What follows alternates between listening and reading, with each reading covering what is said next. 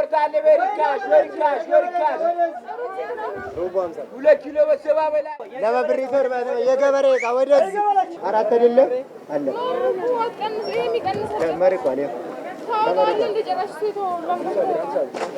Gabaa sanbataa lammiilee hedduuf akka madda galiitti jiraattotaaf immoo bakka oomishaalee gatii madaalawaa fi qulqullinaan dhiyeenya irratti argatan taasiseera jedhan dhiyeessitoonni barbaachisummaa gabaa sanbataa wayita ibsan.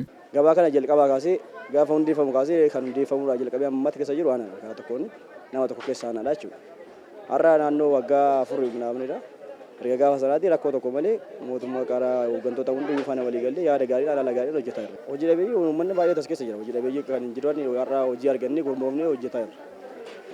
Durii namoonni baay'ee gatii gurgurtaatiin buddii gatii uummatarraa gabaarraa dura buddii bitamaa ture. Amma garuu gatii madaalawaa ta'een gadi bu'ee mootummaan seera itti baasee seeraan gatii madaalawaa ta'een shunkurtiin haadhaa asitti birrii 35 dinnichi birrii 40 timaatimiin birrii 30 jechuudha.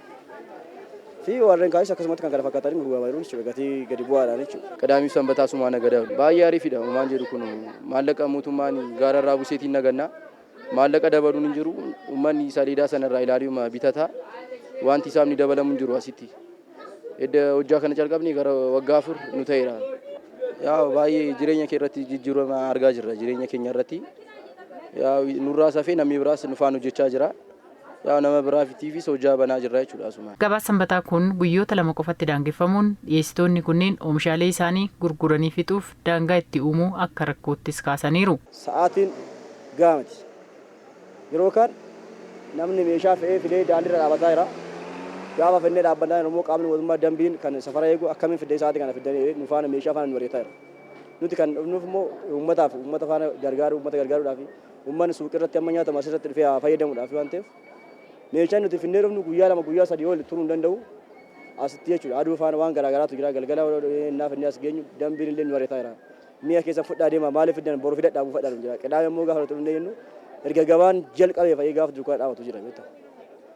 Innaa kun illee utuu ilaalcha keessa galee yaada gaariidhaan utuu hojjetame karaa gama kiyyaatti yaada gaariidhaan jira jechuudha. Jiraattonni naannoo Jamoo gabaa sanbataa irraa fayyadamaa jiran mootummaan hojii inni jiraattota magaalattii giddu galeeffatee hojjetu hundi dhugumaan hawaasaaf bu'aa buuseera jedhanii gabaa sanbataa dhaabbiidhaan torbeen oomisha qulqullina qabu gatii madaalawaan dhiyeenya irratti akka argannu nu taasisuun bu'aa nuuf buusaa jira jedhan.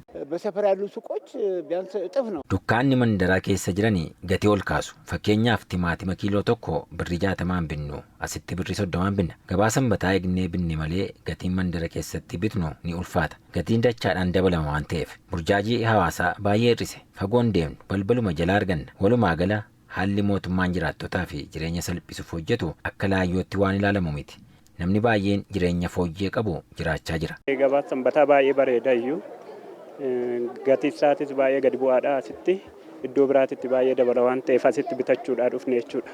Qulqullinata qabaa shunkurtiinis baay'ee bareeda timaatimiinis hundi isaatu baay'ee bareeda. Iddoo biraatitti akka laffaanii fi gatii guddaadhaa fi akka saaxilamneef gatii madaalamaadhaan asii bitachaa jirra jechuudha.